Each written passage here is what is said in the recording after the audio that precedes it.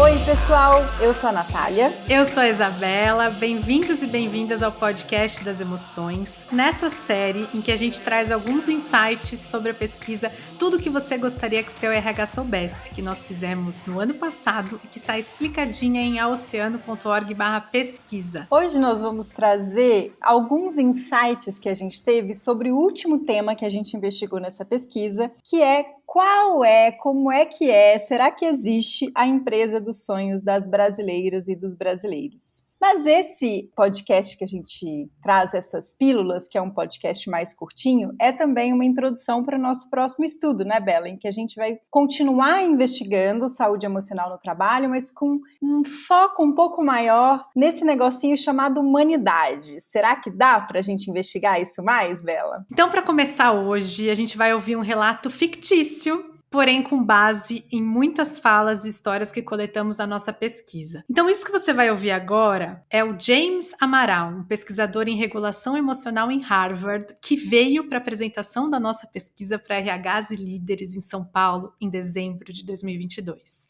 E que depois de ter contado histórias tristes, histórias felizes, histórias absurdas como essa, revelou que, na verdade, é um ator. A gente fez isso mesmo, gente, no nosso evento de dezembro. Foi uma ideia maravilhosa da Isabela e a gente bolou um texto junto com ele, baseado nos relatos reais da pesquisa, e ficou uma coisa muito tocante, né, Bela? Muito tocante, especialmente porque o ator James, na verdade, se chama Tiago Amaral e foi um grande presente para a gente trabalhar com ele, porque ele é um dos maiores atores da contemporaneidade do Brasil, da Companhia Hiato e de muitos outros trabalhos brilhantes. Tiago Amaral, siga essa pessoa incrível no Instagram. Ele se entregou para a nossa pesquisa, leu a pesquisa inteira, bolou um texto com a gente e se apresentou lá para os nossos convidados com a maior cara de pau do mundo, fingindo que é um pesquisador de Harvard de regulação emocional. Então vamos ouvir esse trechinho, né, da interpretação do Tiago. Eu tinha voltado de férias, tinha acabado de voltar de férias e tinha uma funcionária que ela tinha faltado um monte e eu fiquei sabendo disso e era Milena, é o nome dela. Eu não gostava da Milena. A Milena, ela não tinha escuta, ela queria aparecer, queria mostrar serviço, enfim. Aí, quando eu voltei, a Milena, ela chegou atrasada, uma cara péssima, e eu fiquei sabendo que ela tinha faltado bastante por conta do falecimento do marido dela, enfim, mas já fazia 2 meses. E aí eu cheguei pra Milena e falei assim, Milena, eu sinto muito pelo seu marido, mas que luto longo, né? E aí eu falei pra ela assim, ou você tira férias, ou você se retira e dá lugar pra alguém que tem energia pra fazer isso que você não tá conseguindo fazer. Aí a Milena falou pra mim assim, James, desculpa, não tô conseguindo lidar com tudo isso. Eu fiz uma cirurgia no útero sexta-feira, urgente, ela disse que tinha sido de emergência. E eu não tô conseguindo andar direito, eu tô aqui sem a prescrição médica, enfim, mas é porque eu preciso muito desse emprego. Eu não soube lidar com isso nesse momento. Eu não tive estômago para lidar com isso. Eu falei para ela, eu sinto muito. Foi só isso que eu consegui fazer. E depois eu sei que ela saiu da empresa por outras razões, mas essa história mexeu um pouco comigo, porque se fosse hoje eu teria falado com ela de outra maneira, entende? Enfim, mas eu tinha que ser um bom profissional, estava preocupado com o meu propósito, com a minha carreira, eu tinha que exigir a excelência de todos, né? Que todos dessem o melhor, que eu fosse o melhor, que todo mundo também fizesse isso, o meu propósito, né? E eu estava no auge, assim, LinkedIn... Dá pra gente ouvir a comoção das pessoas na plateia, né? Engraçado, né? Será que deu para ouvir aqui no podcast? Porque no vídeo a gente consegue ver as pessoas segurando a respiração quando ele fala esses absurdos. E esse era o momento do texto em que ele interpretava um líder muito desumano que apareceu muitas vezes na nossa pesquisa. Então, por mais absurdo que pareça, esse caso dos 2 meses, né, isso apareceu na nossa pesquisa, né, Bela? Isso não foi totalmente inventado. Assim. E é importante também ressaltar que era esse espanto que a gente queria das pessoas da plateia e que acho acho que você que está ouvindo a gente teve por alguns momentos, de pensar, nossa, que pessoa desumana que está na minha frente, porque isso aconteceu mesmo na nossa pesquisa e a gente achava que para apresentar essa pesquisa para RHs e líderes apenas lendo um relato, fica muito vago, né? Você não consegue trazer a humanidade para a coisa. Essa é a beleza da arte, né, Bela? É isso que a gente queria, né? A gente queria tocar mesmo, e foi o que aconteceu, porque 3 pessoas, uma líder de RH, inclusive, no final vieram falar pra mim, a hora que ele falou aquilo da Milena, e ele se gabou no final, porque no relato do James, ele meio que dá uma gabada, né? Era o que dava pra eu fazer, né? Eu tava preocupada com outras coisas. Elas falaram, eu fiquei com vontade de ir embora. Eu falei, eu vou levantar e vou embora pra mostrar que isso tá errado. Que eu não concordo. Eu não concordo com isso. E outras pessoas que estavam lá falaram pra gente assim, nossa, eu olhava ele falando aquele absurdo e eu pensava, mas elas são tão sensatas, não é possível que elas tenham chamado um cara tão sem noção pra falar. A gente se sentiu lisonjeada, Uma né? coisa legal é que na hora de ensaiar o texto, a gente combinou com o Thiago que no momento que ele falasse esses absurdos, Isabela e eu íamos começar a falar uma com a outra, assim, fazer uma cara meio de incomodadas, assim, tipo, meio querendo levantar da cadeira. Cochichar. Que horas que ele acaba, né? E a gente fez isso. Tudo isso porque é só pela arte que a gente vai conseguir tocar, né? Se a gente contar essa história aqui no podcast, tudo bem, contar a história, às vezes a gente vai falar, nossa, que absurdo, mas quando é uma pessoa, um James lá na frente falando que ele fez isso, a gente fala assim, meu Deus, né? Como é que eu faço para ser uma pessoa mais humana? Como é que eu faço para não cair nesse lugar? Porque ele tem uma justificativa para isso, que é uma justificativa muito aceitável, né, no nosso modo de trabalho, que é eu estava tentando ser um bom gestor, eu estava tentando cuidar do meu propósito, né? Ainda usou essa palavra para poder se defender, né? Tudo bem, eu não tive muito estômago, se fosse hoje eu lidaria de outro jeito, mas não tem um grande arrependimento ali, né? Exato. A gente fazer isso através de uma interpretação de uma cena é muito mais tocante do que se só Isabela e eu fôssemos lá contar que isso estava no relato. Então, a gente já começou a falar um pouco dessa maneira desumana que ele se refere a essa funcionária Milena, né? Então, quando o James conta, ele fala, ela não tinha escuta, eu já não gostava dela, né? Então, aí já tem um estranhamento. Ela queria aparecer, e aí ele vai lá e fala do luto, que é o momento que as pessoas se espantam muito, né? 2 meses que ela já perdeu um marido. Que luto longo, né, Milena? A hora que ele fica mostrando, relatando, né, os desagrados que ele tem com a Milena, a gente percebe que o personagem James, ele tá tentando se relacionar com um funcionário ideal e não com um funcionário real. Porque para ele, a Milena, ela tinha que ter essa ruptura que a gente já falou outras vezes aqui, né? Chegar no trabalho e render 100% e esquecer o que está acontecendo na vida dela. E uma pessoa que está em luto, que acabou de passar por uma cirurgia no útero, consegue render a mesma coisa? Será que é humano a gente pedir isso? Bela, sem mencionar nessa questão, um ponto que me incomoda muito, né? Traz uma palavra muito significativa, que é útero, né? Não tem jeito de a gente falar em humanidade, que seria o contrário da desumanidade, né? E dignidade, sem olhar para essa questão também de ser mulher dentro de uma empresa, né? Ser mulher dentro dessa sociedade, ser mulher dentro de uma empresa, com tudo que isso traz para a gente, assim. A gente tem conversado muito sobre isso, no quanto muitas vezes nós somos incompreendidas, assim, né? Porque não é a mesma coisa ter uma carreira sendo mulher, não é a mesma coisa que ter uma carreira sendo homem. Ser empreendedora mulher não é a mesma coisa de ser empreendedor homem, assim. Esse ponto ainda me chama muita atenção, assim.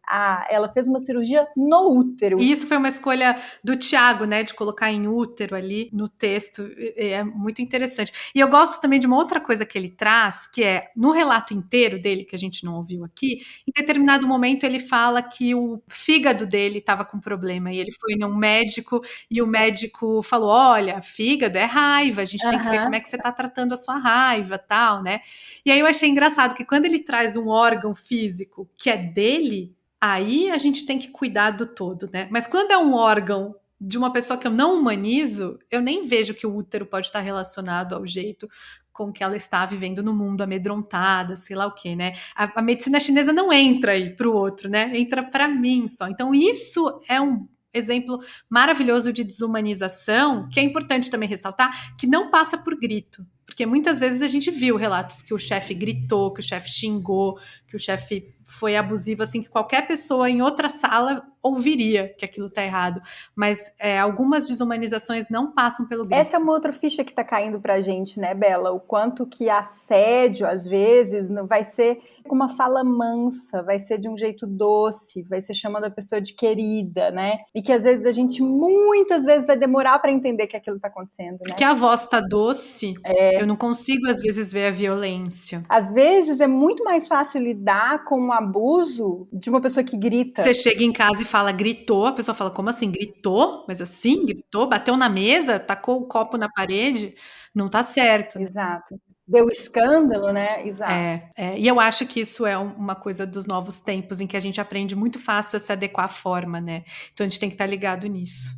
Tem um outro problemão aqui, né, Bela, que é esse papel exercido pela média gestão dentro das empresas, que é aquele líder que ele não é nem o CEO, o acionista, que toma as grandes decisões, mas ele tem um impacto direto na vida de muitas pessoas, porque ele tem ali 4, 5, 20 pessoas que respondem diretamente para ele. Essa média gestão recebe uma tarefa que vem não sei de onde, não sei porquê, e essa tarefa precisa ser executada, e muitas vezes por um modo de sobrevivência mesmo, né? A gente tem pensado muito nisso aqui na Oceano, sabe? Como é que a gente pode olhar para essa média gestão, como é que a gente pode preparar essa média gestão para poder lidar com essa pressão que vem de algum lugar, ao mesmo tempo que essa pressão não se torne, não vire algo que torne aquela relação entre o gestor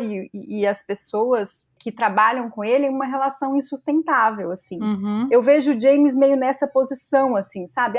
Tinha uma pessoa ali que trabalhava com ele que estava tendo problemas pessoais. Ao mesmo tempo, ele tinha que, entre aspas, dar conta do trabalho. Quase que é aceitável esse discurso dele, claro que não porque é absurdo, mas quase que é aceitável porque tem alguém mandando ele fazer, entendeu? Uhum. Então, como é que a gente prepara essa gestão que tá ali no meio, assim, sabe? Pra, tudo bem, entender quais são as causas daquelas decisões, como é que a gente pode lidar com aquilo, de que jeito que eu consigo ser mais humano dentro desse processo que já não é humano, sabe? Sim. Que ferramentas esse gestor precisa, sabe? A gente tem pensado muito sobre isso, né, Bela? A gente tem pensado muito no coletivo, que ações públicas têm que ser tomadas para a gente melhorar a longo prazo, mas a gente também tem que pensar no individual, como é que a gente consegue melhorar aquela relação. E aí eu acho que a gente entra num ponto bacana de humanidade e dignidade, que a gente foi buscar no dicionário definições amplas, e a definição de humanidade é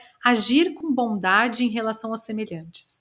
E a definição de dignidade é um modo de proceder que inspira respeito, consciência e honra. Então, a gente precisa agir com essa bondade humana, assim, né, de acreditar nessa nossa essência humana, mas a gente precisa agir para a dignidade, que é olhar todo mundo com respeito, que é ter consciência do lugar que aquela pessoa tá, que é honrar ela naquele sistema. E tudo isso que se quebra quando a gente acaba pegando um atalho, sei lá, de cumprir meta, por exemplo, ou de esquecer que o outro que está ali na minha frente é uma pessoa. Quando a gente fala de cuidar das pessoas dentro de uma organização, que é o recorte que a gente está fazendo aqui, mas a gente está falando disso socialmente, né? Mas quando a gente fala disso dentro de uma organização, é muito diferente falar disso para aquela pessoa que precisa daquele trabalho para sobreviver, que está ali na base na base da sustentação, né? Ainda que esteja empregada, né, Nath? Porque às vezes a gente tem a ideia de que não, porque ela tem um emprego. Mas às vezes o emprego dela não contempla que ela gasta 4 horas no trânsito, que ela tem um vale alimentação que não dá para se alimentar na Avenida Paulista com que ela que ganha, vai fazer com que ela compre a bolacha do mercado e que vai fazer com que a saúde dela não seja a melhor saúde, que ela não tenha a melhor disposição. Então a gente está exigindo produtividade, entre aspas, só que a gente não está cuidando do básico, entendeu? Dar condições da pessoa ter saúde dentro do trabalho é muito mais amplo, assim, porque a gente está olhando para isso num campo assim, vamos meditar, vamos fazer aula de yoga, vamos fazer terapia. Beleza, para uma parte da galera, é isso aí que a gente pode fazer mesmo. Isso aí, né? Como é que a gente ajuda as pessoas a cultivarem mais compaixão, mais bondade, mais humanidade, terem mais atenção. Tudo isso é maravilhoso. Flexibilidade, serem reconhecidas. Olhar para o outro, né? Escuta, tudo isso é maravilhoso. Mas a gente vai precisar setorizar isso, porque isso não atende a todo mundo, entendeu? Tem uma parte da população das empresas que saúde mental vai passar por outra coisa. Primeiro a gente vai precisar garantir o básico para essas pessoas, sabe? Primeiro as pessoas vão precisar entender que elas são vistas ali dentro. Quando você traz a definição de dignidade e você traz a palavra honra, o que é honrar essas pessoas, né? É entender, assim, elas estão se alimentando, elas estão tendo tempo para descansar,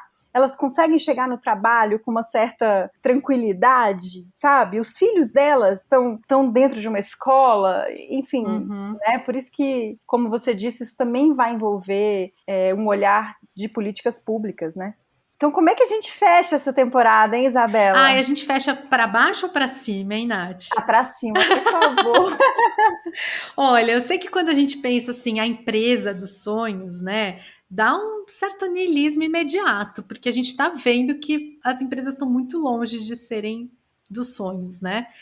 Mas eu tenho aprendido muito ouvindo o filósofo Vladimir Safatli, e ele conta muito que se a gente se deixar levar pelo ódio, pelo medo, pela melancolia, a gente fica só negando o mundo que a gente quer, a gente não afirma o mundo que a gente quer. Coisa principal que ele fala, né, quando ele se candidatou para ser deputado aqui em São Paulo, e ele não ganhou, ele fala que o que ele queria embutir é que a gente pode confiar na capacidade humana. E ele tem essa ideia de que as grandes decisões sejam tomadas pelas pessoas que estão no dia a dia lidando com aquele problema. Então, imagina uma secretaria de educação formada por professoras que estão atuando, uma secretaria da saúde por enfermeiras, mas é gente que põe a mão na massa mesmo. E a pessoa que está na prática, ela sabe o que pode ser feito para melhorar o dia a dia dela na prática. Então, a gente precisava ter muito mais esses sistemas de autogestão.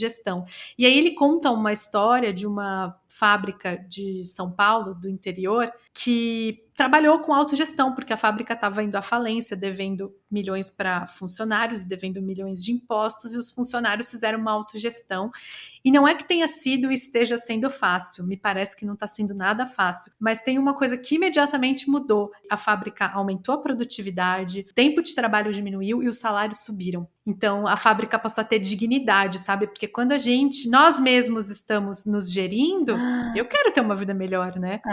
Eu sei o que tem que ser feito para melhorar o meu dia a dia. Eu achei lindo isso, porque eu acho que isso só confirma o que foi o maior insight que a gente teve em relação à empresa dos sonhos, que é uma empresa dos sonhos, ela vai olhar muito mais para o coletivo e muito menos para o individual.